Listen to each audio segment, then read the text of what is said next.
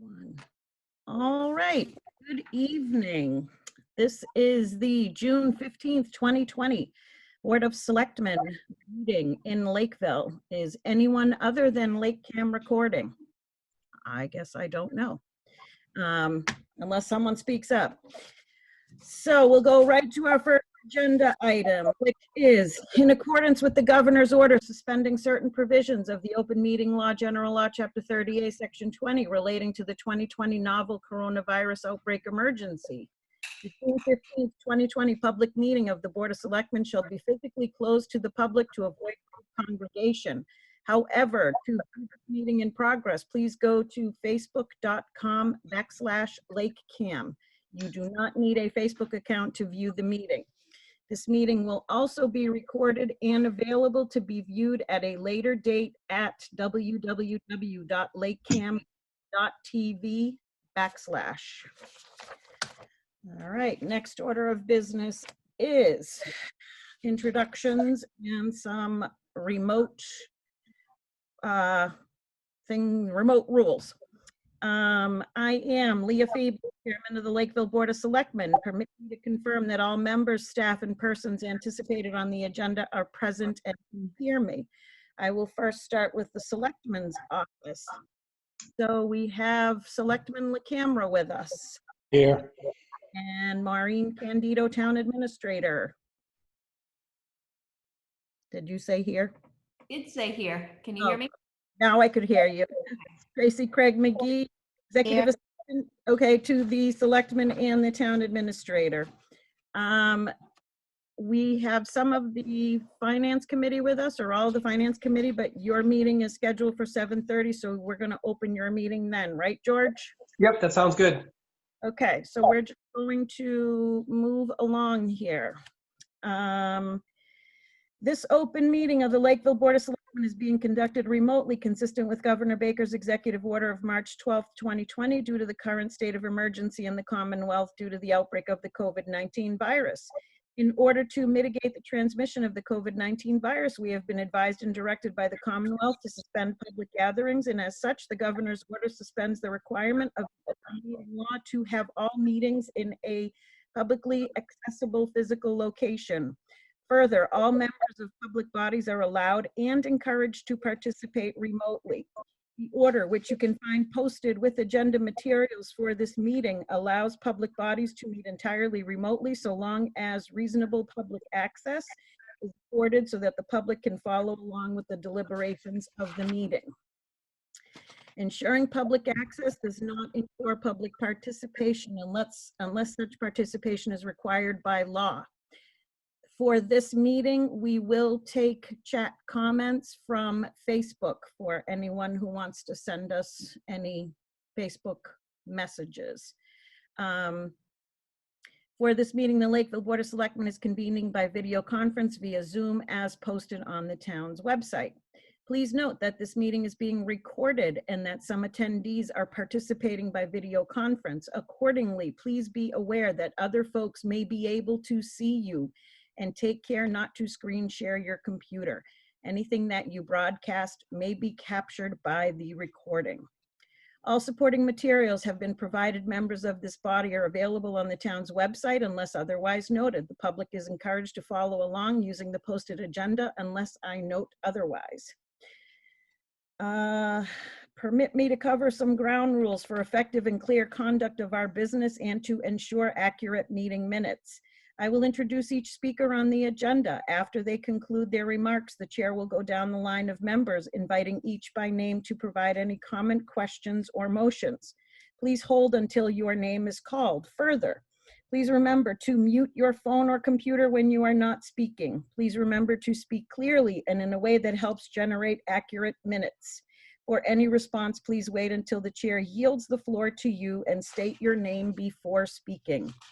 If members wish to engage in conversation with other members, please do so through the chair, taking care to identify yourself.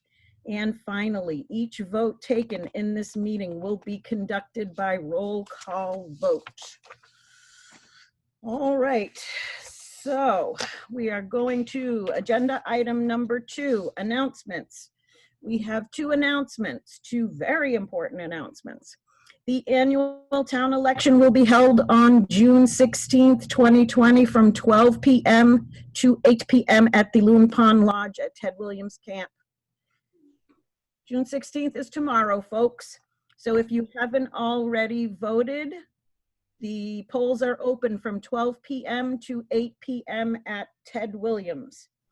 And again, we have preparations with, we should have available masks. The town clerk, Lillian Drain, has made all kinds of preparations for cleaning and in between people, and shields between the check-in stations and lines marked out. So please try to get out and vote tomorrow. The town will be holding an annual and special town meeting on June 23rd, 2020 at Aponequid High School. This year, the annual town meeting will come first, beginning at 7 p.m., followed by the special town meeting at 8 p.m. So that is next Tuesday. So a week from tomorrow, we have the annual and the special town meetings. And again, just to reiterate a few things that we had said last week, we are prepared for more than 100 people to participate.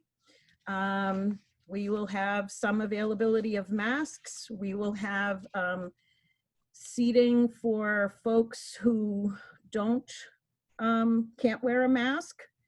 Correct, Katie? Katie Goodfellow is with us also, who is the town moderator. That is correct. We will have seating for those who cannot wear masks. Okay. So everyone will be admitted, but the people who cannot wear masks will be seated in a section to keep them safe. Okay. And we also have, I know you've put so much work into this and we all appreciate your efforts. So we are encouraging folks to come out and, you know, one vote really does make a difference. It can make a difference at town meetings. So we would love to see people there. And if you can get there a little bit early to check in, it would be good. That way we're not bottlenecking right at the start of at 7 o'clock. That would be good. That's it for announcements. So we are going to go right into agenda item number 3 to review and vote to approve job description for Department of Public Works Director. And I do know that our, I thought Franklin Moniz was here. Isn't he here? Yes, I see him. Okay. Maureen, do you want to tell us a little bit about this? Sure. As Franklin has expanded in his duties on what was already a town-wide service, we really need to kind of refocus what the job title is. Currently, his title is Superintendent of Streets. He does so much more than that. He's done so much more for all the different departments and all the areas in town that it's really been DPW under his watch. And this now reflects that title and those job duties. And this makes sure everything is being allocated in the way that it's supposed to for his job duties. As most of you know, he recently took over maintenance in the parks also over the winter, and he's been doing that too. So this is really a reflection of not only what he's going to do, but what he has been doing for the town for the last year and a half, 2 years? 2 years? Have you made 2 years now, Frank? Yeah. 3? What? 2 years. 2 years. He's become an asset to the town, a great team player, and we're thrilled to have him on board and want to keep him for many years to come. Okay. So I make a motion that we accept the new job description for Department of Public Works Director. The camera second. Okay. Any conversation on this, Rich? No, I think Maureen said it well. You know, Franklin has been doing a fantastic job, and we're happy for him to take over the maintenance of the parks and, you know, be responsible for that. So that's a positive step in the right direction. So. Yep. I agree. I think not only has, Frank, not only have you taken on a lot more responsibilities, but you've also brought a lot of professionalism to the highway department, a lot of organization. I know the folks there can't say enough good things about you. So it's my pleasure to do this. Thank you for all the work that you're doing. All those in favor of this change? Baby and I. La camera, aye. Frank, do you want to say anything while you're here with us? Thank you guys for all the opportunities and having that type of faith in me, and I'll continue to keep on doing what I'm doing and trying to make the changes that we can along the way, and that's about it. Okay, all right. And really, thank you. It's been, you've had a tough job too with the COVID-19 crisis here. And when you say to your folks, hey, I'm changing everyone's schedule so we can all stay healthy so that not everyone gets sick at the same time, and they say, whatever you say, boss, they've got to have a lot of respect for you. So that's really, that's great. Madam, Yes.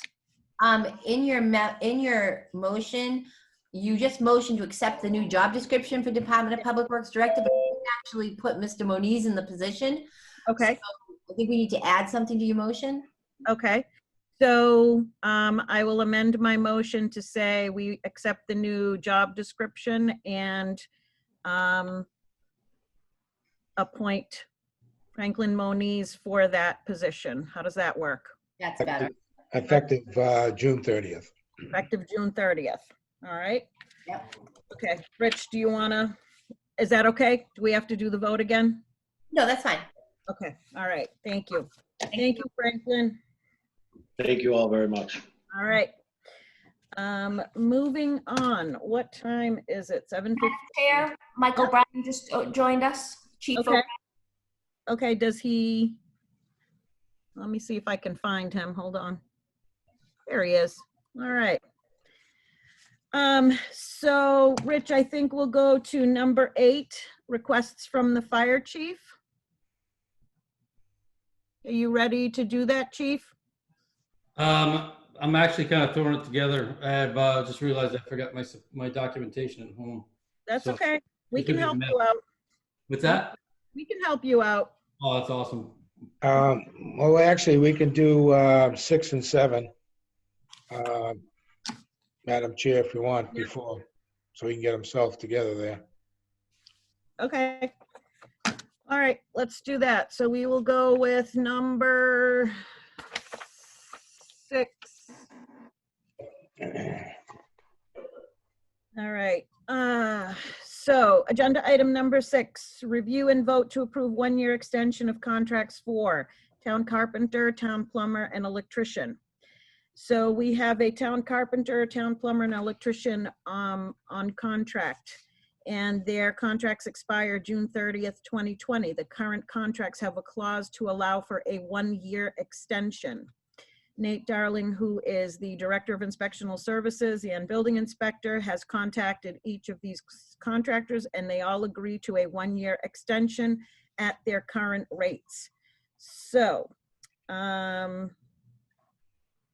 make a motion to approve the extension of the following contracts for a term to expire June 30th, 2020. Carpenter, Thomas Robinson, $65 per hour. Electrician, Kevin Thew, $70 per hour. Plumber, Florio Plumbing and Heating, $75 per hour weekdays, $100 per hour weeknights, weekends, and holidays.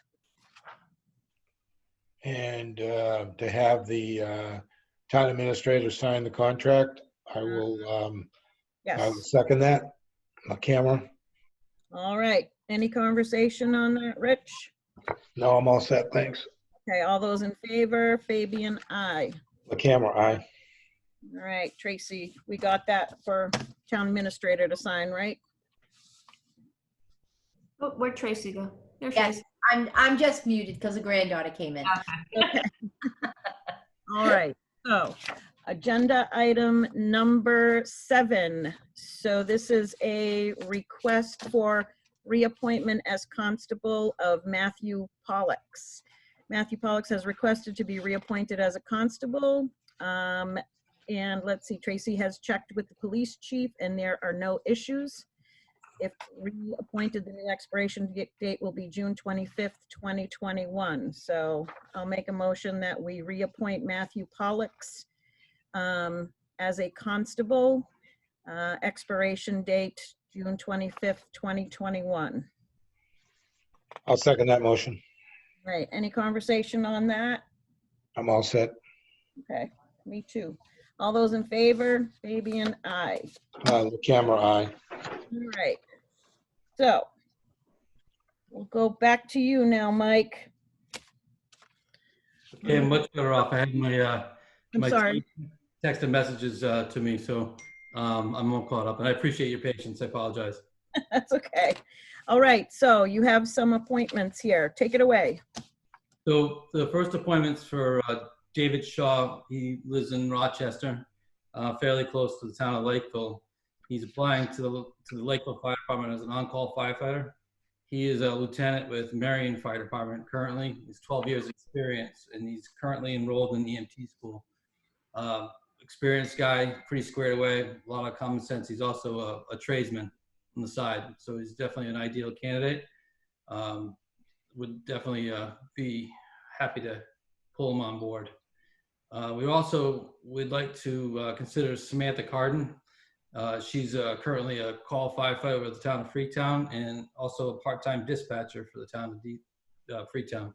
She's an EMT and she's currently attending the Massachusetts Fire Academy and obtaining her certification for firefighter 1 and 2.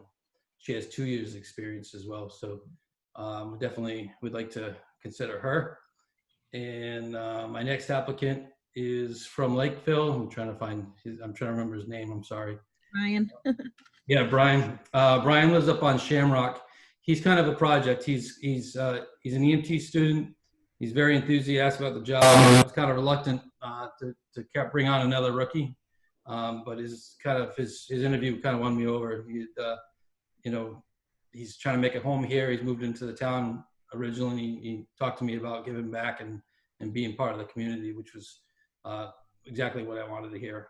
And then lastly, we have a junior firefighter. Do you have that in your? Yep. Okay. Yep. Trinity Rebello. Trinity comes to us.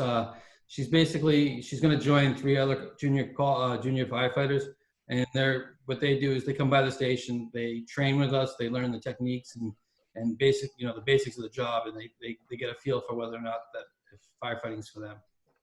So we're all good candidates, and they're all would help us out, help the fire department out. Okay.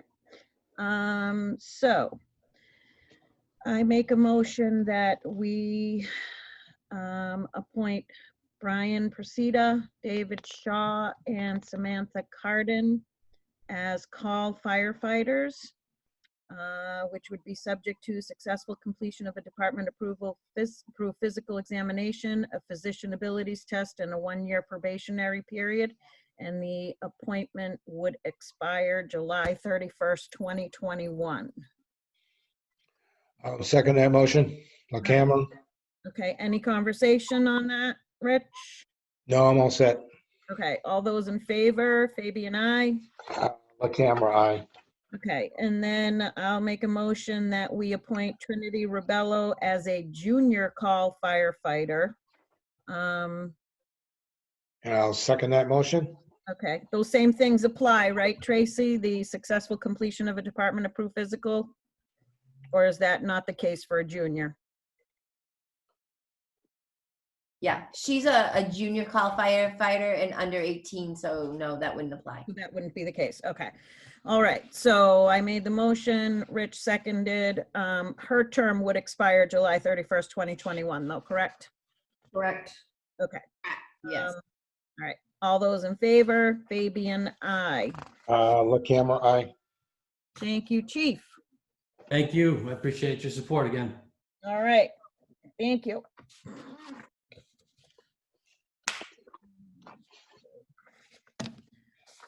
Let me just get my papers in order here. All right. What is the time on the clock? 7:22.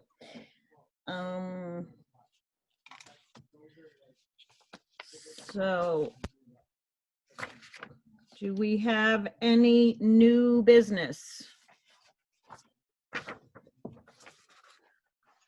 Do we have any new business, Rich? For me. No, I'm all set, thanks. No, Maureen, how about you? Any new business? No, nothing today. Nothing today. Tracy, anything? No. No, okay.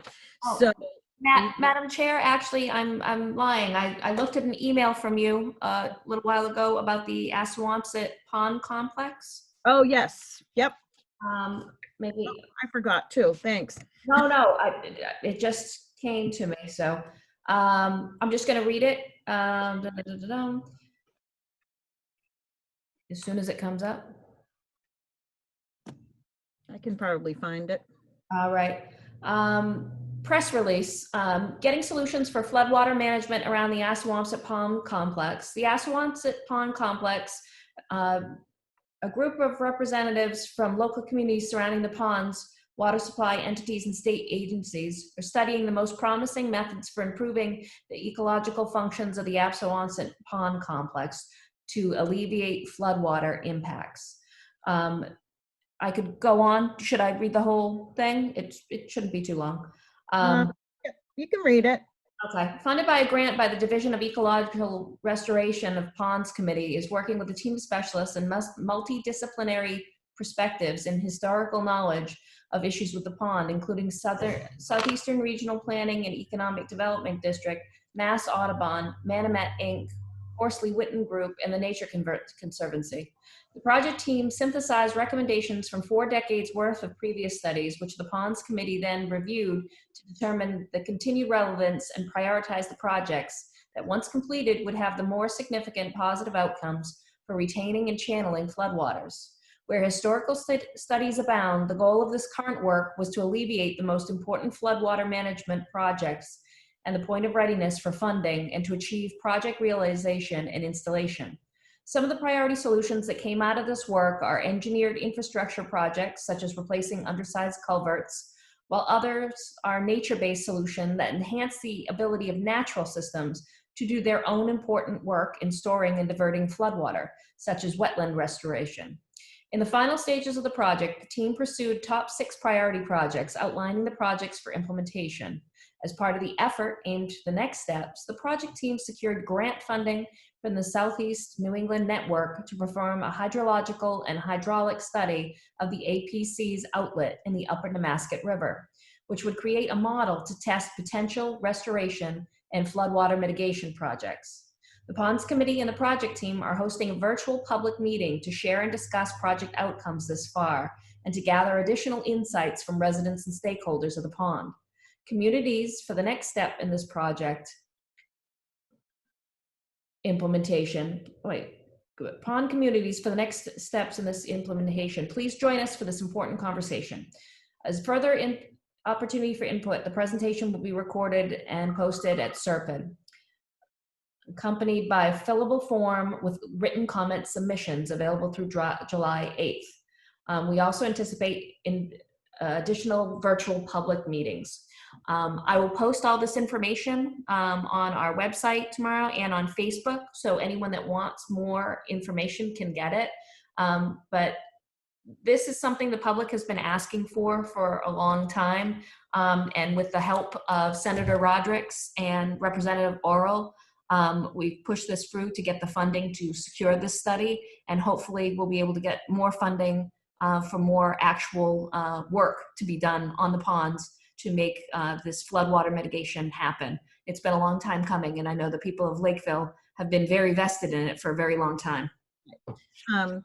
I've attended most of those meetings, and frankly, I'm in awe of how quickly they were, there's a room filled with 28 professionals came in and found all kinds of research and data and this and that, and then they did some of their own studies, and actually most of this study took maybe 3 months, for which in municipal time frame is pretty fast. So, and just like most of us thought, it's not one problem or just another. It's a combination of, you know, things that have just happened through the years. So this public outreach is really important because we've been telling folks for a while that we're working on it. And yes, Senator Rodrick did get the $100,000 grant to study this. And now that we know what some of these issues are, we can actually go forward and try to get more grant money to actually fix.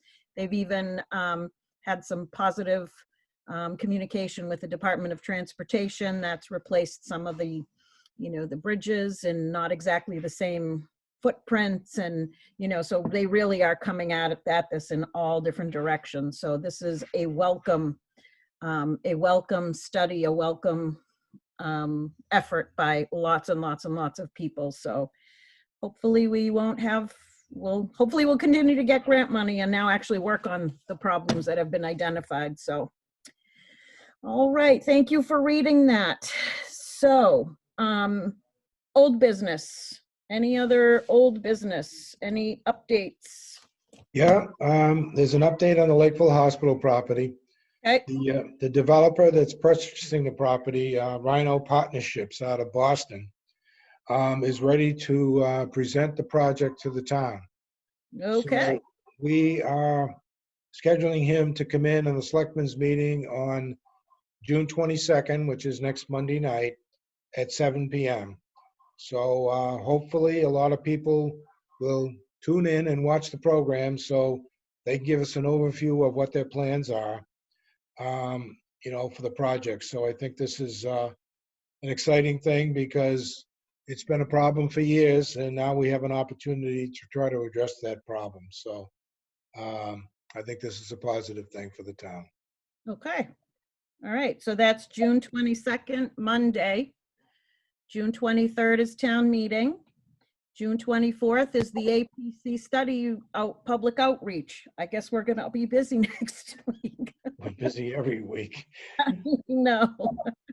As far as the Lakeville Country Club, we're still waiting for the owner to respond to us. I don't know what that is. We're still waiting for the owner to respond to us about the back taxes. And so we have not addressed that and we won't address it until he responds to our letter that we have sent to him. So Okay. that's it, Madam Chair. Okay. Any other old business, Maureen or Tracy? I'm good with old business. Okay. So it is 7:30 right now. So I don't know if George, Chairman of the Finance Committee, you want to open your meeting and introduce and make sure all your members can hear us? Sure. So 7:30, opening up the meeting. We'll do a roll call to ensure everyone's here. Jennifer? Here. Brian? Here. And Darren? Here. All right. All set to go. All right. So we have a joint meeting at this point. Madam Chair? Yep. We also have the town accountant that's on here as well, Todd. Oh, Todd, I'm so sorry. That's okay. And we also have the town clerk, Lillian. And Lillian Drain is here too. So I'm sure. And And the town moderator is in the middle there. yeah, Katie's there too. Okay. So I'm sorry, everyone. So we have a finance committee, joint meeting with the finance committee for warrant review for our June 23rd annual and special town meetings. So Rick, I know in the past, some of the selectmen have read the warrant articles, the town administrator has read the warrant articles. Do you have a preference? Or do you just want to talk about them by number? We can talk about them by number. I've got a question. Can we just make sure that our public knows where they can get the warrant articles in case they don't have them? We were all emailed them, so we have them, but just want to make sure everybody else does as well. Okay, they should be on the website, correct? Maureen and Tracy? Yes, they're on the homepage on the website under the news and announcements. Okay, And we've also we're gonna put copies in that vestibule area where all kinds of forms and stuff, so they can be available to them as well. Correct. Yes, and we will have those in there either late tomorrow or on Wednesday. okay. All right. So if anybody at this point that may be watching the meeting live, I don't know if anyone's watching at all. But if anyone is watching and they have, I'm going to be watching the chat. I'll get the notice right away from Lake Cam. Just let us know if you have a question. So it doesn't matter to me, Maureen. I don't know if you want to just go through them by article number. I don't necessarily know that we have to read every single one. I can see if I can share it on the screen, Madam Chair. That way people can read along as we're talking. Okay, Tracy, what were you going to say? You can just, whoever wants to, you can just paraphrase them. You don't have to read it word for word, especially if Maureen's going to screen share. Yeah, okay. And Todd, then, do you have a preference of how you want to do some of the financial ones? No? Okay. Madam Chair? Yep. We also need to let the public know that the foyer is only open during operating hours of Town Hall. So that would be at 8:30 in the morning till 4:30 in the afternoon, Monday through Thursday, and then 8 to 12 on Friday. It is not open on the weekend. So if they want to get it, they need to come in during the week. Okay. All right, so here are the articles. So we're annual town meeting. Anyone see this on the screen? I've put it up. I can, Yes. Okay. right. Maureen, do you want to do this like we had? Could just read it out loud, Article 1. Yeah, or just summarize it. Well, I mean, that one's pretty short. Article 1's pretty summary. Yeah. Article 1, to see if the town will vote to transfer from available funds sums of money to pay unpaid bills from the prior fiscal years or take any action in relation thereto. So obviously that's unpaid bills from prior years. Article 2. Can I stop you there, Maureen, please? Sure. I think what we need to do is we need to explain, we have 2 unpaid bills, and so the finance committee needs to know what they are and how much the amount, so they can make a recommendation on this article. Got it. So we have 2 unpaid bills, one from Bill Industrial Protection, which is a fire company, an amount of $850. And the funding source would be from free cash. And the other was billed from Fallon Health, the amount of $1,603 and funding source from free cash. Okay. Was it just a timing thing? Was it just timing that we just didn't get it in on time? How did these come about? Todd, would you answer? Sure. Yeah, George, the first one mentioned was clearly a timing one. The vendor didn't invoice the fire department in a timely manner, and it wasn't on their encumbrance list from the prior year, the 850. Okay. The other one dates back several years. It's a monthly health insurance premium for our veterans. And I believe it goes back to maybe 2017. And we've been paying the premiums monthly, and somehow at some point, it just, that invoice never got to us to pay. And the veterans agent came across it this past fall. And we researched it and realized there was a month in 2017 that the premium hadn't been paid. Okay, thank you. Sure. Will these will be expensed to FY20? Correct. Okay. And I'm just curious, what is the threshold for the financial statements when a transaction that should be reported based on the amount should be allocated? It's 6 figures. I don't know offhand Okay. what the exact one is, but it's substantial. Okay, yeah, these are pretty low dollar. These Yep. are very, yeah. These are not material yet in nature, at so all. just making sure. Okay. Sure. Yep. Moving to Article 2 in case. Madam Chair, Yep. excuse me, Maureen, we need the finance committee to make a recommendation on these articles, so if George could ask the finance committee to. Sorry, George. That's okay. Yeah, we might as well do it one at a time. So, all right.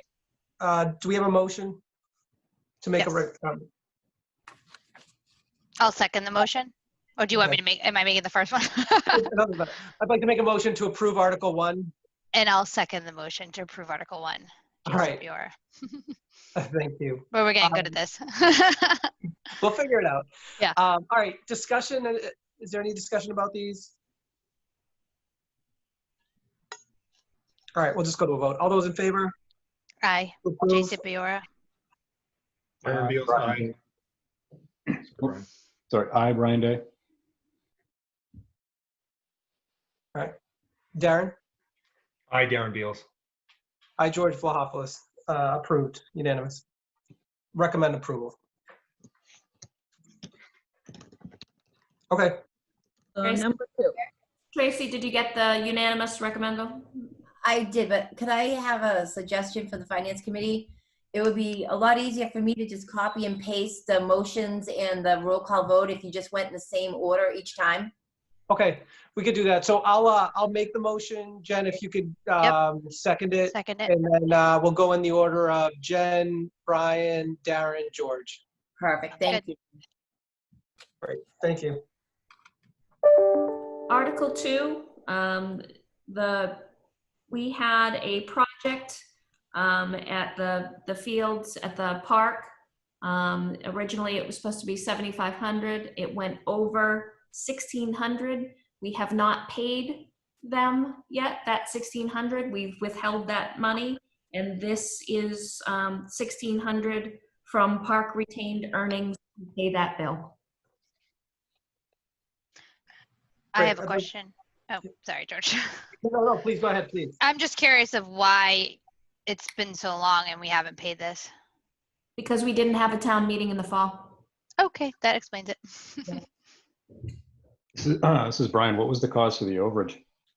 I believe there was a mistake in the way that they interpreted something to do with materials, but it was over a year ago, and I'm not 100% on that, but it was $1,600 difference from what we were supposed to. Yes, what we were supposed to be paying and what we ended up owing.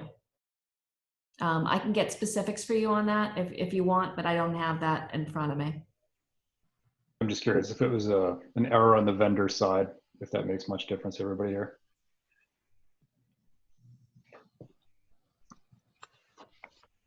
I mean, if the contract was time and materials, that's understandable. If the contract was, for the job to completion, I'd be a little more concerned. What was the actual project? It was the irrigation at the fields, the new 2 fields off Bedford Street. I mean, yeah, so this would be chapter 3039M. So generally you take 10% of the tolerance of the overall project. So I mean, for me, this is reasonable that a $1,600 would be essentially a change order if we change the contract. It seems reasonable to me, so.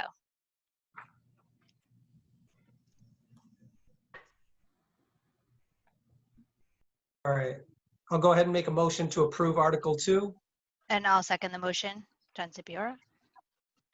Do we have any further discussion on it? The total cost was $9,100 in the end? Note the total cost was $76,600. The overage was $1,600. My mistake. I apologize. I thought you said the original cost was $7,500 and then add 16. No, I'm sorry if I. Yeah, then we'd be questioning Okay. that. Yeah. Because I'm like, wait, Jen's percentage didn't add up there. But that makes sense now. Okay. Brian, I was Thank you. impressed with your attention to detail. All right, so we'll go to a vote. So all those in favor, starting with Jen? Aye, J. Cipiora. Approved. I, Brian Day. Approved. Aye, Darren Beals. I, George Vlahopoulos. Recommend approval. All right, Article 3. Article 3 it is. Vote to transfer available funds to defray unanticipated costs for fiscal year 2020 for various accounts of the general fund, including but not limited to the park enterprise and landfill enterprise, and further to amend the budgets for said enterprise funds or take any action relative to. So it is the parks is gonna be short 24,000. Wait, 24,375. My number looks smudged. And I believe then it's 24,750. 750. Okay. And we're anticipating 35,000 short in the landfill.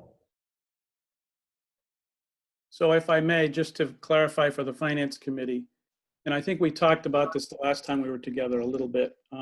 In both of these cases, we are not asking town meeting to increase the budget for either enterprise fund. What we're asking the town meeting to do is to modify the sources of fundings to fund their budgets, because in both cases, we're finding their actual revenues in FY20 are not meeting the estimated revenues set a year ago when the budget was approved by town meeting. In large part, this is due to the closures due to the pandemic. Thank you for the clarity. Question, so where are we transferring the funds from? Is it free cash or do they? No, in each case, they will, each enterprise fund's respective retained earnings will be used to offset the reduction in estimated revenue. Great. All right, I'd like to make a motion to approve Article 3. And I'll second the motion. Do we have any discussion? No, I don't. Okay, we'll move on to Article 4. Oh, real quick, we just have to vote on it. All right, so all those in favor, starting with Jen? Aye, Jen Sipiora. Aye, Brian Day. Aye, Darren Beals. Aye, George Vlahopoulos. Recommend approval.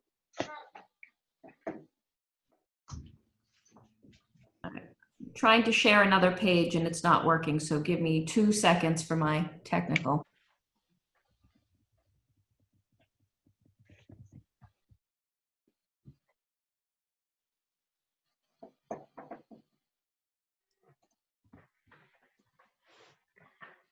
So this is about the capital projects, and I think all of you have the supplemental capital project sheet for Article 4. Yep. Packets. And that's what I'm trying to bring up right now, and it is being stubborn. The projects that add up to 502,000. That's it there. I got it. It works. All right. So on this chart, we have not only what department it's coming from, what the purpose is, the amount, but we have where it's being funded from also. So first item is in the assessor's department. It's a software upgrade for $30,000, and we're taking the money out of the assessor's overlay surplus. Hey, Maureen. Yes. Just say you're not. You're not sharing. If it's okay if you're not, but I just want you to know that you're not sharing your screen right now. You're not sharing this page. That's so weird. Hold on, let me try it again. Try closing your share and reopening it. Okay. Sometimes it gets stuck. Because it's showing that it's sharing. There it is. Okay, good. Okay, so I'm gonna go through, and then if you have any questions, you can stop me. So the assessor's software upgrade, overlay surplus. Second is facilities. It's for security systems. It's various security and cameras throughout all the buildings in town.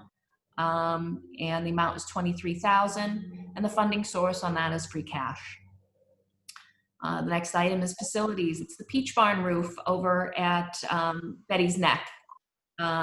We need another $15,000 in order to do the repairs on the roof to stop the leaking and the holes in the roof at this point. Free cash also is the funding source there.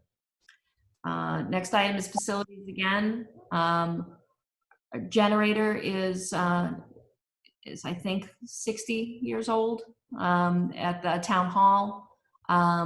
We've replaced every bit that they still make, but now it's just time to replace the generator. It has not been working for us for the last 2 outages. So we have some money already allocated, and the remainder that we need to put on there is $55,000 to get a generator at Town Hall, and that's coming from free cash. Next item is facilities again. It's an air scrubber. This air scrubber is going in the garage at the highway department. We have air quality issues that we want to make sure we're not subjecting people to in the garage with various fumes. It's not properly ventilated. This is going to help that issue and alleviate any type of environmental concerns with what people are breathing in. Item number 6, it's cruisers replacement. This has been pared down from their original request of 2 cruisers and 1 unmarked. And now this is the cost for 2 cruisers, I believe. And that's $84,000. Highway department, we have a 1-ton sander with plow and equipment for $72,000, and that's coming from cash. And number 8 is a pickup truck with a plow for $43,000 coming from free cash. Number 9 is at the highway again. It's a street sweeper. As I think we mentioned last time, the current street sweeper is broken, and it's not worth trying to replace the parts. Franklin's getting a good deal on a used sweeper and one with a lot of life to it. So it's $150,000. We're using dual funding from this. We have $50,000 from free cash and $100,000 from the overlay surplus. And then the parks had some irrigation needs, and they're taking that $15,000 from the parks retained earnings for a total of $502,000.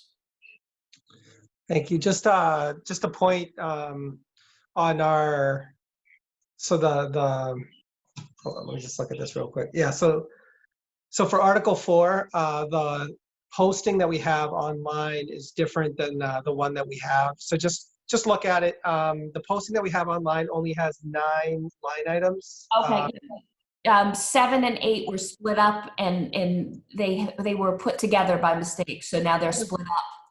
Totally fine. Let's just fix it because the final amount is different too. So the final amount goes from 500 to 502,000. So again, not a big deal for right now, but just let's make sure we get it right when in case people start downloading it or printing it or whatever they do. We can do that. Yep, cool.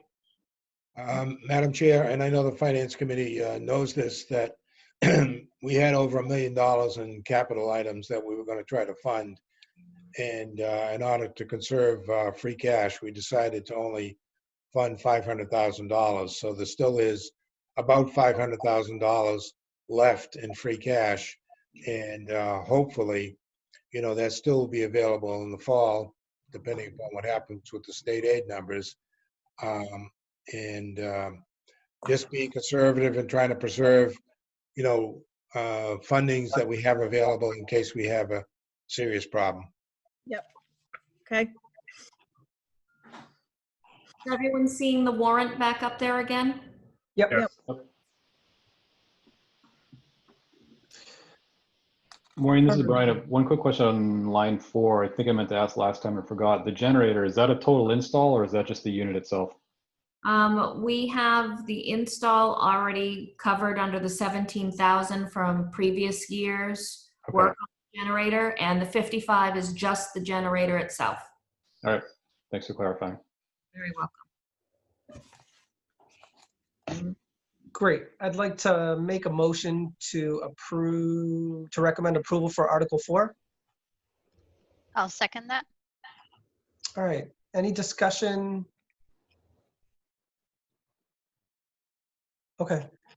So hearing none, all those in favor? Jen? Aye, Jen Sipiora. Aye, Brian Day. Hi, Darren Beals. And I, George Vlahopoulos, recommend approval. Okay, moving to Article 5. Backstory on this, for Back in 2016, 2017, we recognized that the highway department office is in deplorable condition. I don't know if any of you have been over there. And we thought the best solution would be to get a modular unit over there and put it in place of what they have currently. The prices that we raised for that were not making it. So we went out to bid 3 different times, and 3 different times we could not get the project off the ground because the prices were so different than what we had already voted at town meeting. So we made the decision that we're going to try to go for a more permanent structure, and we're going to take the old meeting articles from 2016 and 2017 and add that in with capital from free cash, and try to fund a modest but stick belt structure on that site.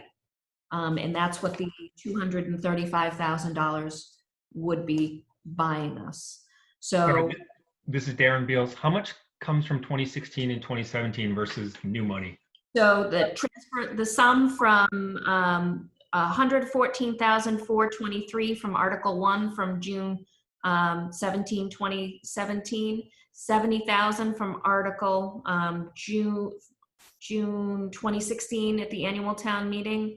And then the transfer sum would be 50,576 from free cash. Thank you. You're very welcome. Does anyone have any questions on this, confusing project? The advantage to doing the building is we get it designed the way we want to get it designed, number one. Number two is that this comes with a full basement. So the modular units did not have a basement, and this will have a basement in it, which we can use for storage and other things. So this is the right thing to do. And as Maureen said, this has been in the works since, well, God, it's going back to 2017, at this point. So we've already got some, Nate Dolan has already got some estimates of what it's going to cost roughly. So we feel that with the additional 50,000, we can do it as, to be honest with you, the way it should have been done in the first place. This is Darren again. Is there a chance you might have to come back for more money, or is this 235,000 going to cover it? We're pretty confident that it's going to cover it. I mean, it's like anything else, prices, prices right now, inflation is pretty good, pretty stable. And we're going to try to subcontract a lot of the work if we can. Like, we'll get somebody to frame it and put the roof on and so forth. And, as we voted earlier, way earlier in the meeting, we have our own carpenter on staff that can do some of the work internally, and our own plumber and our own electrician. So some of those things we will not have to go out to bid on. So we're taking a little different approach here to try to save money and do it right. Okay, thanks. You're welcome. Hey, this is Brian. Just for expectations, if this goes through, do they have a goal on when to break ground and complete? Are they hoping to get this done by next winter, or are they going to have to go through another winter in the old trailer? No, we're hoping that, once we get this approved, that we already have somebody that'll do the design, which shouldn't take that long to do because it's not a complicated building. And hopefully we can get this done by winter. Great. I'd like to make a motion to approve Article 5. I'll second the approval. Any further discussion? All those in favor? Aye, Jen Zabiora. Aye, Brian Day. Hi, Darren Beals. Aye, George Vlahopoulos. Article 6. On to Article 6. All right. Maureen Hud, Yes. question. On that transfer of the 70,000, what article from the June 2016 is that? I will look because mine has a dash on it, so I will have to look. Okay. I'll check with that. All right. Okay. Article 6, It's the big article, to determine the salaries of all elected officers and raise and appropriate $30,513,170 to transfer $20,525 from the Massachusetts Water Pollution, is it Abatement Trust or Pollution Trust? Pollution Trust. And then transfer $100,000 for free cash to defray town expenses for the fiscal period July 1, 2020 to June 30th, 2021, inclusive said sums to be allocated in accordance with the handout entitled Lakeville 21 budget. So this is the meat of our budget every year. Can you see this? So go ahead, Rich. I think, if you don't mind, Finance Committee, I know that, we've already had a lot of these discussions about where we're going, where we've been, and, so forth. And I think quickly I could just summarize that article, which I'm going to try to do at town meeting as well, so people know, what this article is all about. And, the revenue numbers that, have been there for some time, that the 2.5% increase is 590,000. The new growth right now is estimated to be 410. The overlay reserve is 130,000. And our local receipts were increasing by 115,000. So that gives you a total of $876,000. And as you know, at the last meeting, we decided to be very conservative on our approach, anticipating there would be at least a 10% cut, in state aid. So based upon the 10% cut, in state aid, that the general state aid would be reduced by about 132,000, and the smart growth number would be reduced by 100,000 for a total of 332,000. So those are just the revenue numbers, and I know you have those all in your budgets there and so forth. So I don't know if the Finance Committee has any further questions on those items. Okay. So the second piece is that what I tried to do here is summarize the major increases. So people would be aware at town meeting, I know guys know what the major increases are, but try to explain to them what the major increases are. And the major increases are the Freetown Regional School District's $538,000, the Old Colony Regional School District's $44,000, the Highway Department with a combination of maintenance and one new staff, which is primarily for the Park Commission. As you know, we restructured, the Park Commission. So this is a new position that's working under the Highway Superintendent, and all that's $120,000. As you also know, we increased snow and ice by 50,000, but we also reduced the reserve fund by 50,000. So it's kind of an offset. So then we have the pension funds, and the pension funds went up $103,000. The good news this year is that our health insurance costs did not go up that much, so which was a positive thing. And then we have projected, which are yet to be finalized at this point, is salary and wage increases of approximately $225,000. So those are the major increases in the budget for fiscal 21. Now, what we also did was at our last meeting, we talked about what we were going to reduce to what are some of the decreases, in our budget. And as I just said, the reserve fund we're reducing by $50,000. The town treasurer clerk, that has been an open position for a while, and we're not going to continue funding that. It's at $38,000. There's some town office expenses that we're going to reduce by $14,000, and the Freetown Regional School District, this is from their request now. Okay, this isn't necessarily what they finally asked for, but from the request, which was $150,000.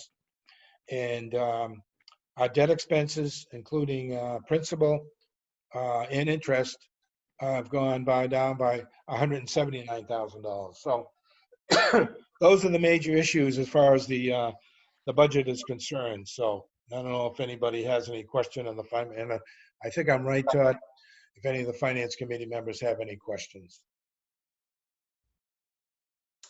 I think we've had a chance to review this, at least I have personally, so I'm pretty sure everyone feels comfortable with it. We've discussed it before too, but I'm going to make a motion to approve, to recommend approval, and we can have a discussion after.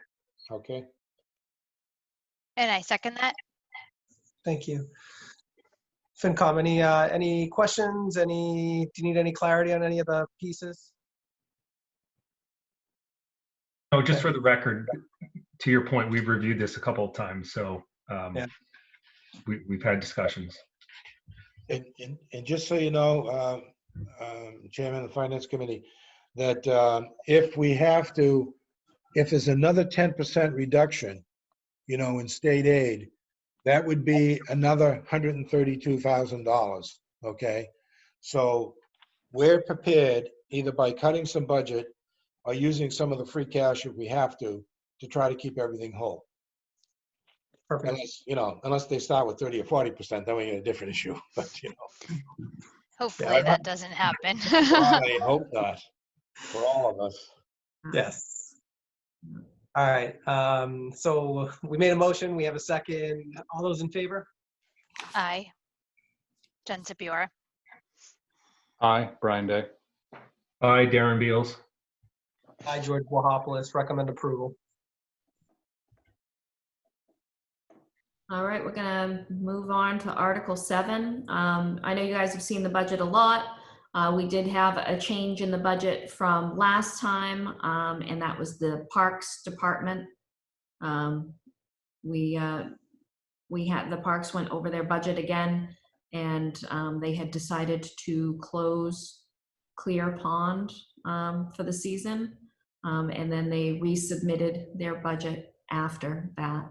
So for the amount to raise and appropriate for Article 7, the vote to appropriate is the sum of $213,814 for the Park Department Enterprise Fund, $46,964 to come from retained earnings, and $166,850 to be raised from estimated park receipts. Great, thank you. And just so the Finance Committee knows, what the town accountant Todd asked them to do temporarily is remove their capital items, which I think was $35,000, Todd. 35,000, yes. The Park Commission is not generating any revenue, and we don't expect them to generate any revenue until October. So they got at least another 3 months without generating revenue, and that's why we've asked them to reduce the budget. That might even be optimistic. I know, but that's our best guess right now. Yeah. So what are we anticipating in October? Well, they have weddings all planned. Oh, okay. So if it opens up, then I don't know how many there are. There's at least 4 or 5, I believe. And that would generate, some revenue. And then they're hoping that fall sports would open up. The soccers and the, what else? Whatever, soccer and baseball and what's the other one there? Big one now, the new one. Lacrosse, football? Lacrosse, thank you. Yeah. So they're hoping that's going to open up. We'll see what happens, but. Yeah, and from talking to the Parks Department, the Parks Commissioners, they had said a lot of people didn't actually cancel their events, they just postponed them. So, there should be a better fill rate of Loon Pond for the fall than had previously been. So that's where they're thinking those revenues will pick back up. Okay. Great, thank you. I'd like to make a motion to recommend approval of Article 7. I'll second that. Jen Sipiora. Any discussion? I'll bring up one wild thing if you don't mind. It's Brian Day. Do we anticipate or do we have a status on any of the new sources of funding from the marijuana cultivation? I mean, is there a wild idea that obviously the Parks Commission did not take the choice to close Clear Pond Park very lightly, nor is the residents happy about it. I don't think anybody is, but is there anything coming that we could even consider using to save the the park later in the summer? The answer is partially, but the answer is no. Okay. None of the facilities, one is almost up to be running, the second one is, but we don't get paid, right away from those facilities. So it's going to be a longer period of time. And actually, in looking at the numbers, the two facilities that are going to be opening, which are currently wholesale facilities, if Yep. you look at the projected revenue, the revenue isn't as big as you think it is. Well, they correct me if I'm wrong, please, but they also have a bulk upfront payment. Is that only the adult use, or is that also the wholesale folks for their first sale? Well, it's both. Okay. Each one of the contracts, they have to contribute $10,000 for the community for things like that. Okay.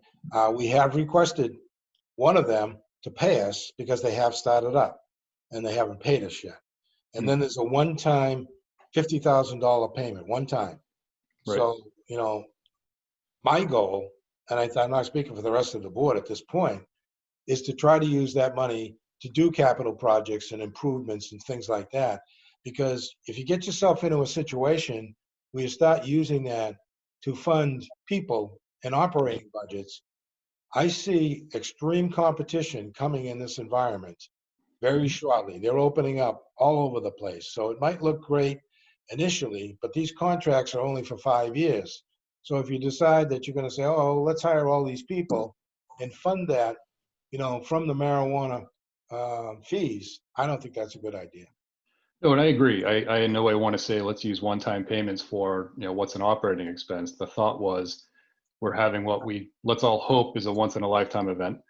Would that be an opportunity for the 1 year, and then once we're back into our normal seasonal budgeting and such, we're able to back off without hurting anything. But I just want to throw that out there, as some folks in the community have said, like, well, where's all that marijuana money? And thought it was worth asking the question to see if anything was showing up yet, or if we thought it might be in the. Not got those checks yet. We have not got those checks yet. All I'm right.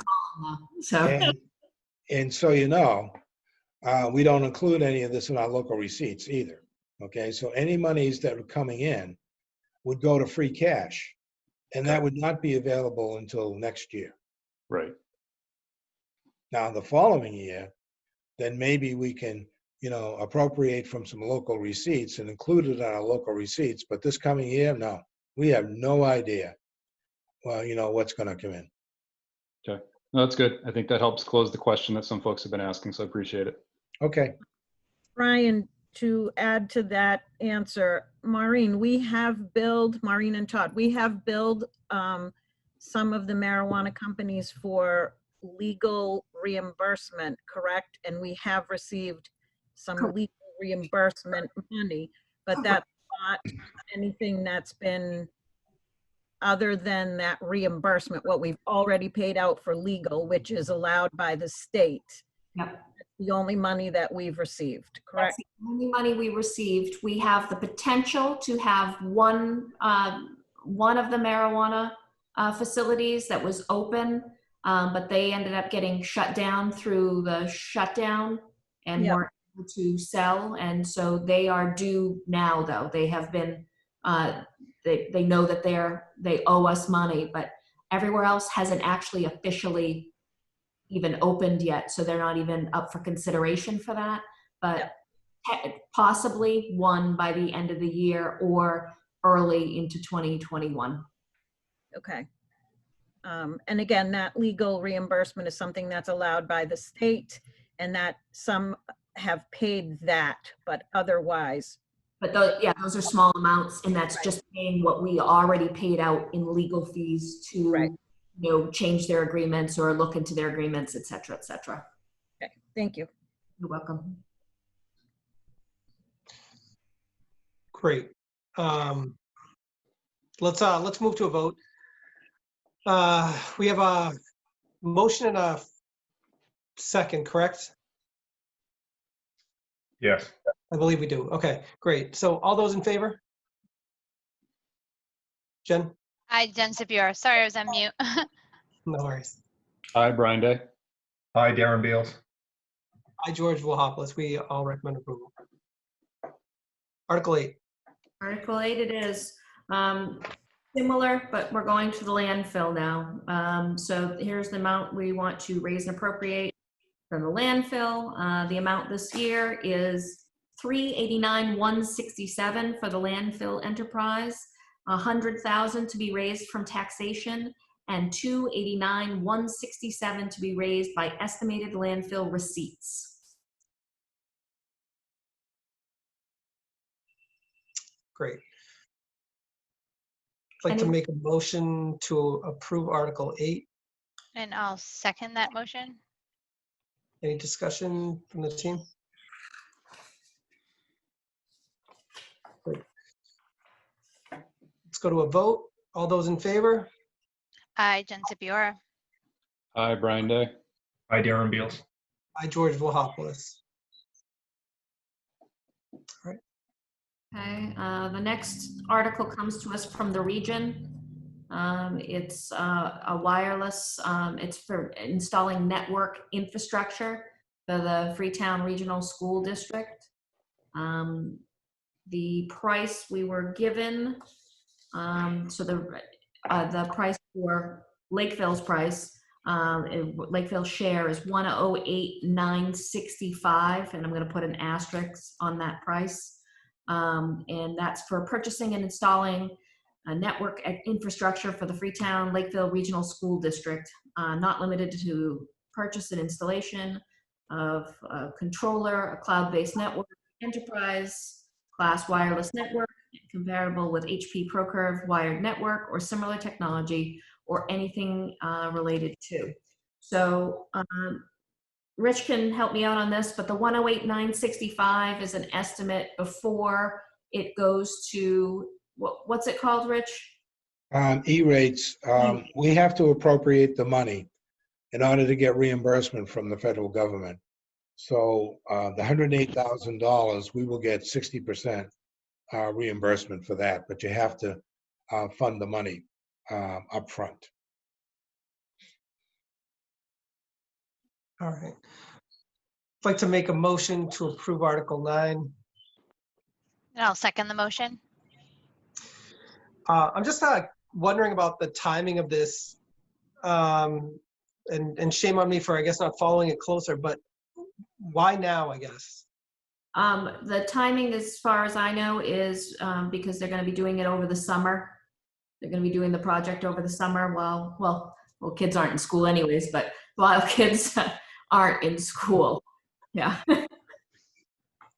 Okay. I can't pretend to be a tech person, so I couldn't even tell you the why behind it, but any other discussion? All right. All those in favor? Aye, Jen Sipiora. Hi, Brian Day. Hi, Darren Beals. Aye, George Vilhopoulos.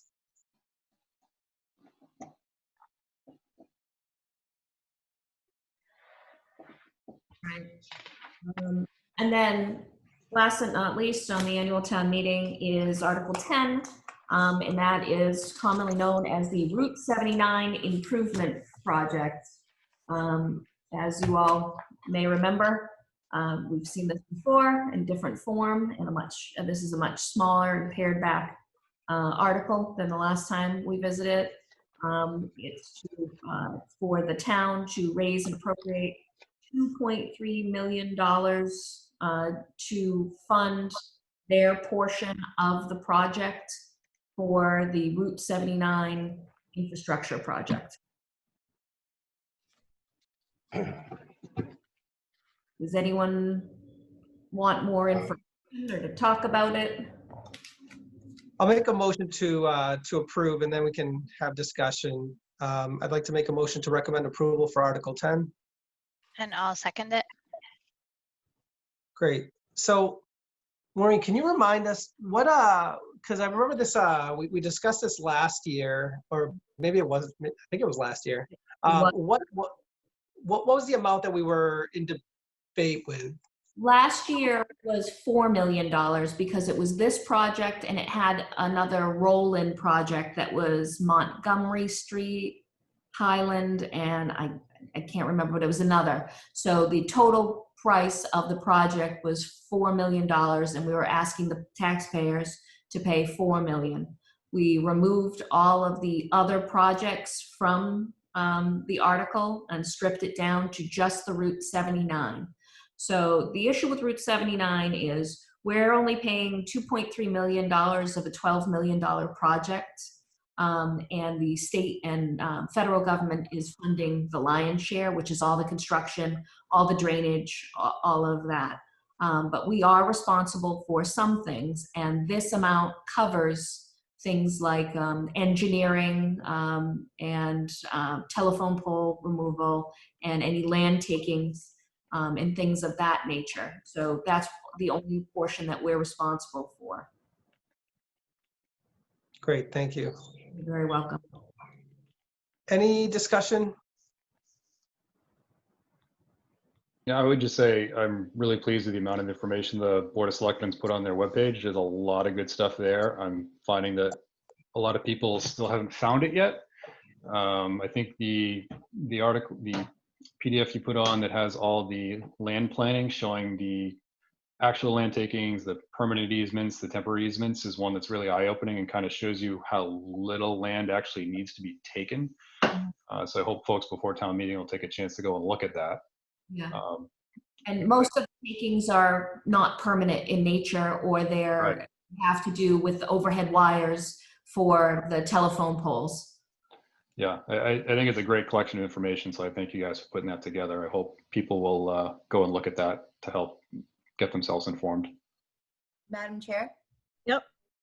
I would recommend residents to look at the PowerPoint presentation on the Selectmen's page. It has a lot of information, especially a breakdown on possible amounts for tax increase. And for instance, a home that's valued at $400,000, it's a $44 plus a year increase. So I've had some really good conversations with residents and directed them there. It has great information about the improvements to the intersections for safety. So I would recommend that they do visit the Board of Selectmen's page. And we also on our Facebook page and on Lake Camp's Facebook page have reposted a few times the Beta, who is our engineering firm, the excellent presentation that they did showing the project in its entirety. It does take some time to view, but if anyone really wants to get educated about the project, I think that's a fantastic way to, sit back and listen to some really experienced, knowledgeable people talk about the project. Madam Chair? Yep.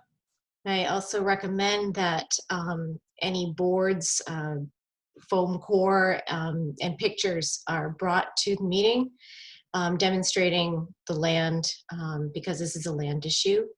And whenever we have these types of articles, we should be able to demonstrate for people without having to go to a website. So if it's a piece of paper or whether it's something that we've already prepared for a previous meeting, they should be present.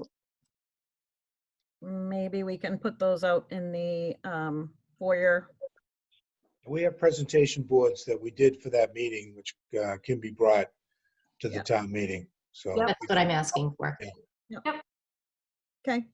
And, of course, the most important thing is it's got to pass the override vote tomorrow. So Right. Right.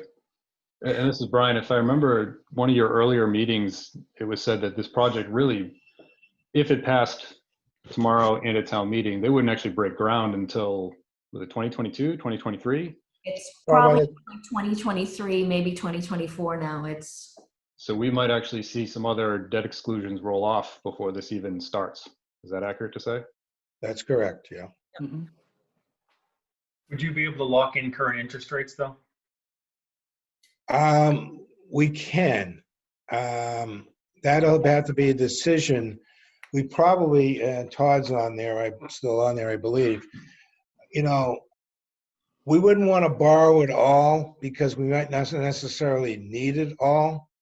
So, because a lot of these costs are not going to be done this year. They're probably going to be done, next year. But we could go out and borrow, $1.5 million or 1.75, and then borrow as we needed a short-term borrowing, because personally, and I don't want to be quoted on this, I don't think we're going to need the $2.3 million, but that's the estimate that we have right now. Yeah. Okay. And I mean, I think rates will probably stay low for a while, Yeah. if I had to predict. So it's not something we have to run out and do right away, but they are historically low currently. So. I think that's a good point. Yeah.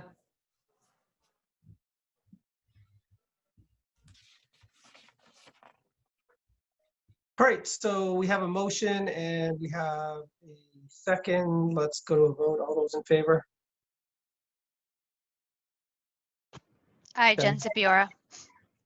Aye, Brian Day. Hi, Darren Beals. Aye, George Vlahopoulos. All right, so what is next? So now we're going to do the special. Is it up on your screen? It's up on mine. Yep. Yes. Sure is. I'm going to step away for a quick second. I need to grab a charger. I'm down to 15%, so I'll be back in 2 seconds, but you guys can start. So we have the, special town meeting next, which is going to take place at, what time did we say? 8 o'clock, correct? Yes. So Katie, if we run late on the first, the annual, will keep us on track, right? Yes, we'll just continue straight into the next meeting. Okay.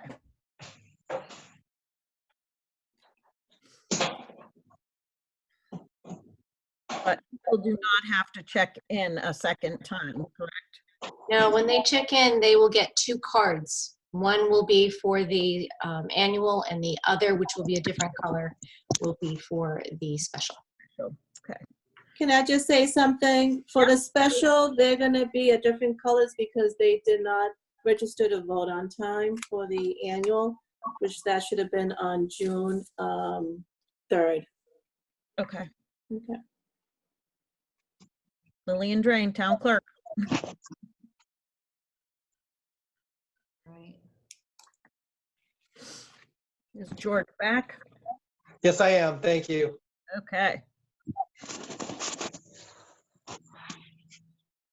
Okay. Am I good to go, guys? Yep. Yes, ma'am. All right, Article 1, to see if the town will authorize the Board of Selectmen to petition the general court for special legislation set forth below to change the position of treasurer collector from elected to appointed. So we've had elected treasurers, collectors in this town for a very long time, a long history of having them. However, in the last 20 years, in the rest of the state, people have switched over to a more, I won't say professionalized, but structured system and having the position be appointed. Somewhere around 85% of all treasurer collectors are now an appointed position in towns. So we are moving to modernize Lakeville and the way we go about doing business. And this is one of the methods that we're trying to achieve to get there. In order for us to do that, we need a vote at town meeting and then a petition for the act to go on and be signed. Anyone want to add anything into that? Well, the difference between the Board of Selectmen had presented this to the town, I don't know, 3 years ago, somewhere in that area. And one of the problems with what they presented is that they were going to eliminate the current treasurer and collector, and then rehire a new person. And that person, she could apply, for this position. But in this situation, we are allowing the current treasurer and collector to stay in her position until either she leaves or she retires. So there's a big difference between what was presented before and what is being presented now. This position today has become very complicated, and a lot of professionalism in training needs to be done, for this particular position. So the treasurer is planning on retiring. She hasn't told us a date yet, but she's going to retire soon. And this gives us the opportunity to try to change this position, from an appointed position, from an elected position, to appointed position.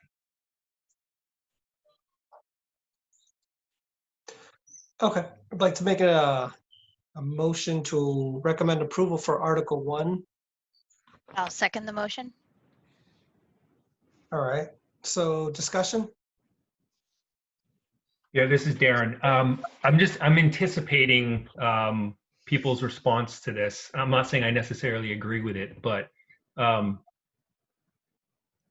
under this board, it might be the right decision and it might work well, but under a different situation or a different scenario, maybe appointing that position might not be in the best interest of the town. So I'm not saying that's how I feel, but I could see there being some pushback on this, especially considering, the results of the vote a couple of years ago. And I understand, Rich, it's a different situation, but I think the other side might have a valid argument as well.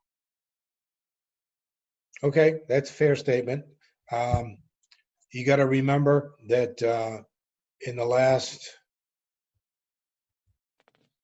40 years, maybe, we've only had 2 treasurers. Yeah. Okay. And both those treasurers grew up internally to be trained and so forth.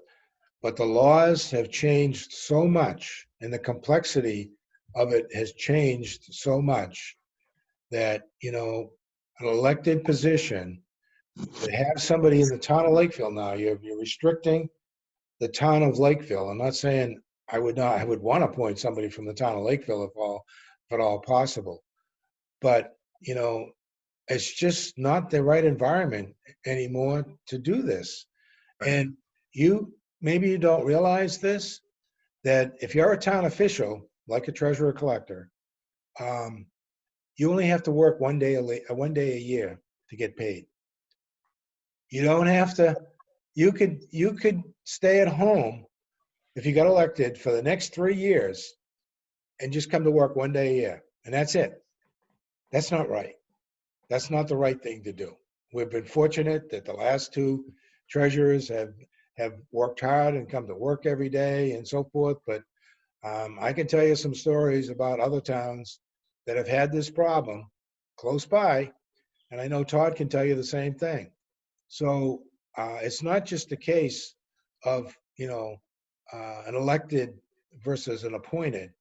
It's really something that really needs to be done. And I think the timing of it is now. With the treasurer and the collector going to retire, this gives us an opportunity to, set up an interview team, combination of people to interview the candidates and make a selection. So that was my next question. There's both sides of it there. Okay, no, that was my next question. What would the process be? Would you headhunter post it? How does that work from a town perspective? I think that the town, well, I'm trying to say this nicely, the town over the last, I don't know, at least 6 or 8 years, did interview for hiring people, whether it was the fire chief or the police chief or, the highway superintendent or whatever. We need to take a different approach and have representatives from the Board of Selectmen, the Finance Committee, in this particular case with the treasurer collector, the town accountant, the town administrator, and then people at large, that would be part of the interview process. People in the business that would be part of the interview process. So, that's my opinion. That we need to take a different approach in how we do that. I mean, it could be a combination. There's a lot of, within municipal government, there's, different groups that provide, services and help you with hiring the person and so forth and so on. And so there's multiple ways to go about it depending upon the position. But in my opinion, a lot of people ought to be involved in the decision, not just the Board of Selectmen. That's just okay. No, I don't disagree with you. Would it be a 3-year term or like how would that work? 3-year, 5-year, or what kind of contract? Usually, this would be a contracted employee, okay? And the contracted employee would be a 3-year 3-year. contract, okay? Okay. And all the protections that the current employees have from the state's perspective, you can't fire anybody unless there's just cause to do that in today's environment. And that's a big difference the way it used to be. So you just can't cancel somebody's contract and say, I don't like you anymore. I want to get rid of you. So it's a lot different than what it does before. Okay, thank you. You're welcome. Hey, this is Brian. Like tomorrow's election, we have 9 or 10 races that are entirely uncontested. Well, at least, there's one person running, not that there's no people running. Do we know, like, historically, has this position shown a lot of interest in town, or is this one where the incumbent typically is the only person that runs again? I would say, in my experience, being involved here in the town for 32 years, that once the person gets elected, then they get reelected. Yeah. Normally. There's usually not much, there's not too many contests once someone has the position. Provided they're doing the job, though, Brian. Right. You know. Right. Absolutely. I'm just I kind of go back and forth on this one here, but for such a critical position, if nobody was running and I go to vote and I write myself in as a single write-in, you win. I win. I work for 3 days for the next 3 years if I legally wanted to. Right. Right. You win. And I mean, I do know that, I've heard from a lot of people that, they're not necessarily in favor.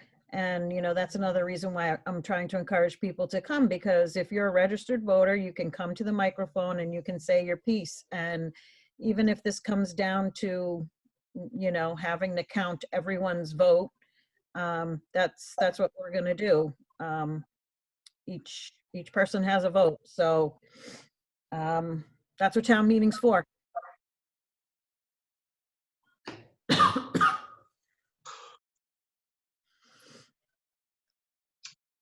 All right. Yeah, I'm kind of in the same boat. I kind of struggle with this one. I think I love the idea of opening it up to get more people, more candidates, rather than just the people that are here. But at the same time, it's a tough one. It's anytime you think about appointment versus election, is it just conjures thoughts of nepotism and whatnot. So I like the idea of having multiple people involved. At the same time, knowing that this board, we have 2 people that we have 2 essentially positions that are running this year for selectmen. So this board could easily change. It causes a little bit of unease. But that being said, I understand the rationale behind it. So it is what it is.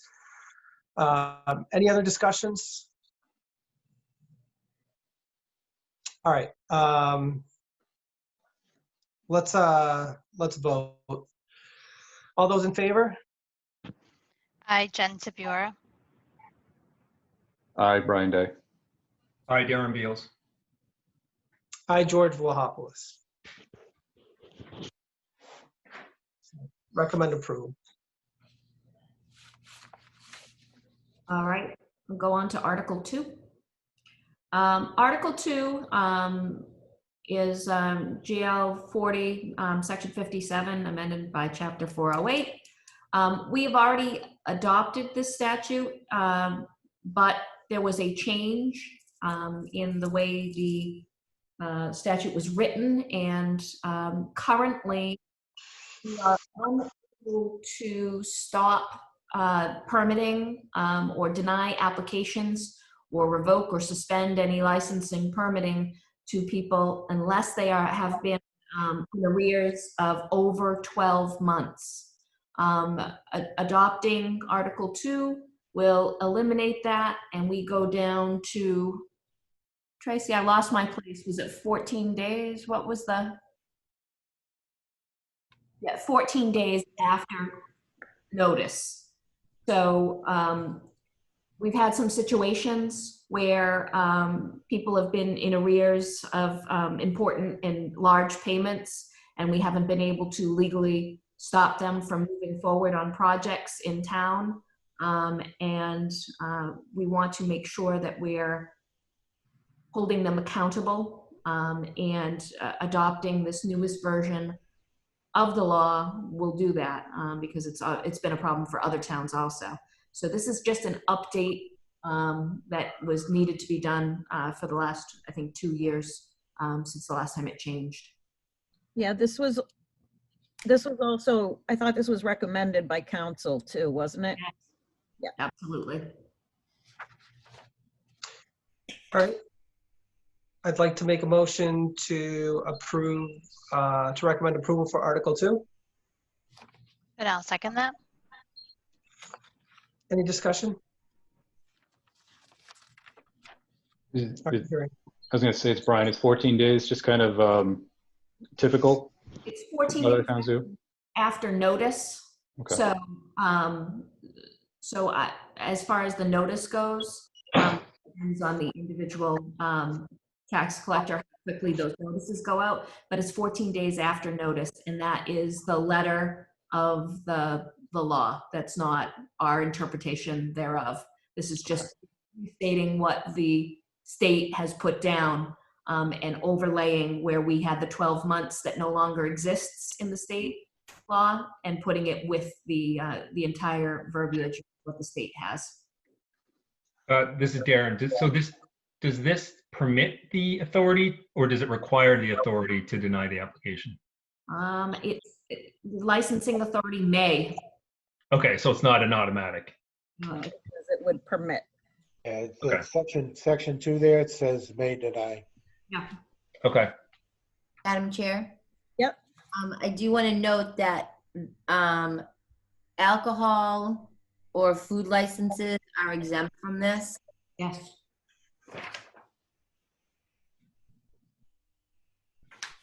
Can I ask a question? So Leah Fabian, can I ask a question of the town clerk and town moderator? Are we going to read this in its entirety that night, or will? We usually do read them in entirety. I didn't know if there was a way we could not. I was thinking the same thing. I'm sorry, George, I jumped into your discussion. I'll check to see if, in some cases, we can ask the assembly to waive the reading of a particular article in its entirety. And I will check on that because both of these are very long. Yep. Yeah, they are. But I want to be sure, and I don't know the answer at this point. Okay, that's fine. We can figure it out. I'm sorry, George, I didn't mean to jump into your discussion. No, you're fine. You're absolutely fine. All right, so made a motion and a second, correct? I'm losing it. Yes, we did. Yes, you did. All right, fantastic. Any other discussion about this?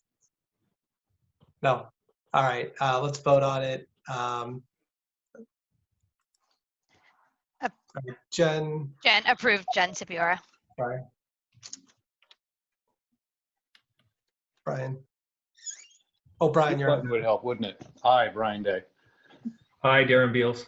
Aye, George Vlahopoulos. All right, we recommend approval. Article 3. Article 3, we had a small error last year in voting a zoning bylaw, section 8.7 on temporary licenses. And it was left with the Board of Selectmen, and it says, if you look under 8.7.3, under the bold portion, and it said, supposed to say be renewed annually by the building commissioner and not by the board. We reached out to the Attorney General's office. We said we thought this categorized under a ministerial error, which would allow us to change it. And they said, nope, it's a significant error and you would have to revote it again. So here we are 1 year later, revisiting it again. Oh, that's all right. All right, I'd like to make a motion to approve Article 3. And I'll second that. Any discussion? Pretty straightforward. All those in favor? Hi, Jen Sipiora. Aye, Brian Day. Hi, Darren Beals. Aye, George Velopoulos. All right. Moving on. Right along, Article 4. To see if the town will vote to amend the town zoning bylaw and zoning map with respect to the regulation of marijuana uses by taking the following actions. Amend the Lakeville zoning map to create a marijuana overlay district comprised of 2 parcels located within the town's industrial district shown on the town's zoning map.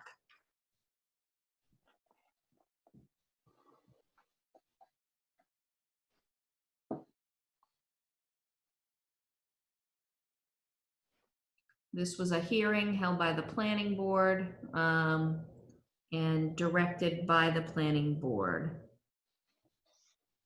And the planning board will be presenting this one, correct? Yes. We do not know who as of yet, but someone on the planning board will. All right. And basically what this is for is just to isolate an overlay district as to where marijuana facilities can go. Because currently, right now, it's allowed in all industrial areas in town. So what the planning board has done here is provided the zoning for specific locations.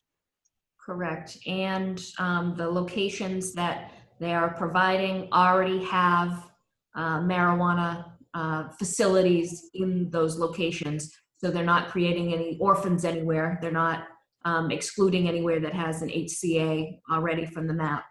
Anyone that has an HCA currently is located in one of these areas. Great. This is Brian. Do we know what the criteria for selecting the areas they did was? And I apologize for not being better educated on this. I mean, it looks like I see a significant number of industrial areas that are what looks like right off of 18 excluded from this. Yeah, these are all industrial areas. Millennium Circle, Harding Street, Great Ponds, Kenneth Welch Drive. So it's a subsection of our industrial parks. We do have a lot of land that is industrial throughout the town, and they didn't want to encourage sprawl, is my interpretation. Just kind of curious, it looks like, what is that? That 79 and 18 where the camping place is, like that whole area of industrial? No, this is strictly the industrial park, down near the transfer station. That whole area there. And then out on 44, right? Just before the Taunton line there is that industrial park there. That's it.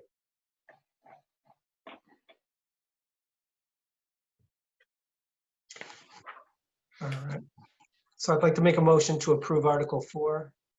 And I'll second the motion. Can I just ask an unrelated question that's kind of related to this? No. It's not going to stop me from doing it. So who was Kenneth Welch? Is this somebody significant within Lakeville that I just don't know about? Rich? Are you saying I'm old? Nope, just informed. Kenneth Welch used to own the land where the industrial park is currently being built. He sold it to the town, so they named the road after him. I'm just curious to see if it's even possible. Will they ever entertain maybe changing the name? It just seems so long. It just blows my mind. That's all. As opposed to, say, the George Vahopoulos Highway. I don't want to recommend anything, but since we bring it up, that would be a great name for it. There's nothing difficult about saying George Vlahopoulos. No. Thank you. The street sign would stretch the whole road, so. But even Welch Drive, it always blew my mind that we Kenneth W. Welch. But okay, in his honor, it's great. Curiosity. All right. Any relevant discussion? Does this negatively affect any companies that were looking to come here that don't already have an agreement in place that we know of?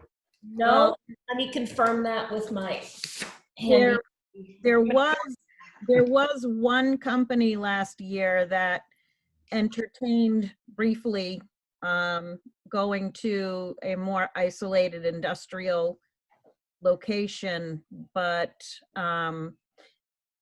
that never happened. And actually, while that was going on, there was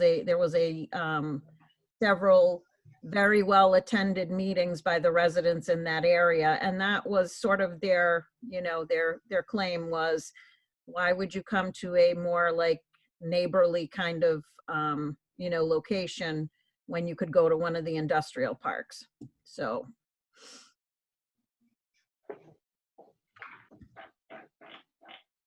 Great. Any other discussion? Thank you.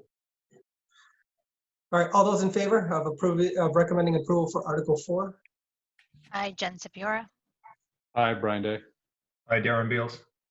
Hi, George Vlahopoulos. Article 5. Maureen, I think on the one that I'm talking about, I think they withdrew their, did they withdraw it, or, so we never voted on On this the one that, trail, Setauket Trail was supposed to be on the last town meeting. I'm sorry, Oh, I'm sorry. that marijuana company that wanted to go to that particular individual industrial location. I can't, did they withdraw their, we never voted on it, so. Never came before me as I came in, and I was here since end of May last year, so it never came up again. So it went into the ether, kind of. Okay. Madam Chair? Yep. May I also suggest that for Article 4, that we do have a handout demonstrating where this exactly is? Yes. I think that it's an important thing that people may ask, and so we should have that available. Okay. We have a map that's going to be attached to the warrant. That's what I'm requesting. All right, Article 5. Article 5 is a leftover article from last year. It was pulled from town meeting. It made it through the warrant, and then there was an issue. You know what? I don't even remember what the issue was anymore. I believe it was something to do with a sign off that they didn't get. Yeah, I thought it was on the residents' part. Yeah, there was some sign off that they hadn't got, but now all boxes are checked, and it has been rechecked by our engineering firm as far as the layout and the structure. And so it's the street acceptance plan for Setauket Trail. Great. I'd like to make a motion to approve Article 5. And I'll second that. Discussion? All those in favor? Hi, Jen Sepiora. Hi, Brian Day. Hi, Darren Beals. Hi, George Vlahopoulos. All right, so. Here's your map, Katie. I'm sorry? Oh, I was saying, Katie, here's the marijuana map. There it is. Thank you. No, I just mention it because I want to make sure that it doesn't fall through the cracks, but it didn't. You had it. I rather know ahead of time if I'm missing something, so it helps. Okay, so still no chats. According to Kevin, we've had viewers coming and going, but no chats coming in from the audience. All right, next agenda item is the review and vote to approve the FY20 transfers. Maureen, do you want to do this, or should we have Todd do it? I could do it, but. Madam Chair, I'm going to be leaving at this point. Okay, thank you. Because we're done. Thank you. All right, thank you. Todd, could you take this one over? It's not in my packet. So should I close the meeting out? No. Nope. No. Oh, okay. The transfers. Oh, we're doing the transfers. I'm sorry. Do we still have Todd with us? Or did we lose Todd? I do not see him anymore. I'll do it. I can do it. I mean, okay, well, we'll have Rich do it. Okay. So these are transfers that need to be approved, by the Board of Selectmen and the Finance Committee. And basically, these are interdepartmental transfers to balance fiscal 20's budget. So as you can see, there's really not much we need to do. So we don't have much at the annual town meeting or the special town meeting. These are the interdepartmental transfers that we have to do. And there may be a few more in July. As you know, we close out the year. So basically, the transfers here are, you guys want me to read them all? Or, okay, so the first transfer is the transfer from the fire legal expenses for $6,000, fire out-of-state travel for $4,000, police salaries, lieutenant, $16,000, for a total of $26,000, and transfer into the fire overtime, shift coverage of $26,000. So most of these costs, have to do with COVID-19, and we will be, submitting these for reimbursement, but we have to pay them up front and then we get reimbursed later. So from the selectmen's point of view, I'll make a motion to approve this transfer on the amount of $26,000. I'll second. We'll vote it first then. All those in favor? Maybe and I. The camera aye. And the Finance Committee? I'd like to make a motion to approve the transfers. I'll second that in the amount of 26,000. All those in favor? Aye, Jen Sipiora. Hi, Brian Day. Hi, Darren Beals. Aye, George Wilhoffluth. The second transfer is to transfer from the Technology Maintenance Agreement account of $27,130 to the Information Technology Salary account of $12,575, the Animal Control Callback Stipends of $11,150, and the Library Vacation Buybacks of $3,405. I'll make a motion for the Board of Selectmen to approve these transfers. Okay, I'll second. All those in favor? Baby and I. La camera, aye.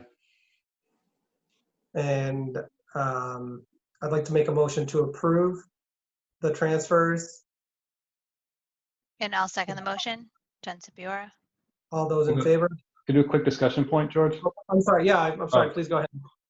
I know it probably doesn't look like it, given that it's information technology salary, but my understanding from a short discussion with Tim was some of these projects got delayed due to supply chain issues due to COVID, so might those possibly be reimbursable as well? No, most of the problems with the salary had to do with the all the stuff we had to do with the police station. Okay. That's why we need more money in the salary accounts. There is some expenses associated with COVID-19 having to do with laptops and things like that that we are submitting for reimbursement.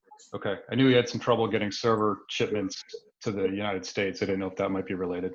Brian, just to clarify, we didn't hire outside people to do our IT work. Tim had handled it all for the police station. So we incurred some overages really early in the year when he was working on that. And then it just kind of went from there. Yeah, no, that's fine. I was just curious if any of the supply chain stuff fell into that time span or not. That's all. Okay, that's all I had. Great, thank you. Good point of clarity. All those in favor? Aye, Jen Sipiora. Hi, Brian Day. Hi, Darren Beals. Aye, George Wilhoffluth. Okay, the last one is to transfer from the registration officers, $750, registration postage, $750, to election officers, $750, election supplies, $750, for a total of $1,500. So I'll make a motion to approve this transfer. All right, I'll second. Some of those supplies will be able to get reimbursed, right, Rich? I asked Lillian, I think so. Lillian? Yes, yes, Yeah. yes. Okay, thank you. All right, all those in favor, Selectmen, Fabian, aye. The camera, aye. I'd like to make a motion. I had just a quick question. There were 4 transfers for 750, correct? No, 2. I'm sorry, I thought I heard. I apologize. Total of $1,500, George. Okay, 1,500. Thank you. I'd like to make a motion to approve the transfer of $1,500. And I'll second the motion. Any discussion? Nope. All those in favor? Aye, Jen Sabiora. Aye, Brian Day. Hi, Darren Beals. Hi, George Vlahopoulos. All right. I think now you guys can, unless there's any other new business for you, we're almost done too. Just a couple of logistics for town meeting. You need to bring your budget books with you, okay? We're putting together, Tracy's in the process of putting together another book which has all the motions and descriptions and stuff like that. So you have 2 different books, but we don't want to recreate the budget book again. So if you could bring your budget book with you, that'd be great. And Tracy, I believe that you said, are you there, Tracy? Yes. I believe that you said you're going to put the information for these books at the police station. Yes. So you can pick them up 24 hours a day, 7 days. Okay, so we don't have that limitation. My question is, does the finance committee have the most up-to-date budget in their budget books? Well, they're going to get that anyways. They should get that Okay, in the back, in the book. okay. All right. All right, Sounds good. okay. You guys, I mean, Tracy, and you said you would have these available over there by Thursday, right? Yes. Okay. Thursday evening or Thursday during the day? Depends how many more times you guys want to meet this week. Let's say evening. Let's say evening, just to give you a buffer. That's great. Okay. So that means you can pick it up anytime Friday after Friday morning. Oh, all right. So I'll let you close out, George, and then we'll just finish up our last, or unless you want to stay, it's just any other business that can come before Sure. the board. Go for it. Okay, any other business? Does anyone have anything else that can come before the Board of Selectmen? I don't. I'm all set. Okay. Maureen, anything? No, Will, did you have anything you wanted to add in? Nope, I'm all set. Just good luck for tomorrow. And are you all set? I am ready. Yeah. What time are you going to get there? 4 a.m.? No. Yes, I'm gonna go to bed now and get up at 2. No. I'm ready to go. Okay. All right. Thank you. Thank All you. right. So I'll let you close out first, George. Okay, I'd like to make a motion to adjourn. And I'll second the motion. All those in favor? Aye, Jen Sabiora. Aye, Brian Day. Hi, Darren Beals. Hi, George Vlahopoulos. Good night, all. Good Good night, night. everyone. Bye. Thank you for your help, guys. We really Welcome. appreciate it. Bye-bye. Good night. Rich, I'll make a motion to adjourn. The camera second. All those in favor, Fabian? Aye. The camera, aye. All right. Thank you. Thank you again.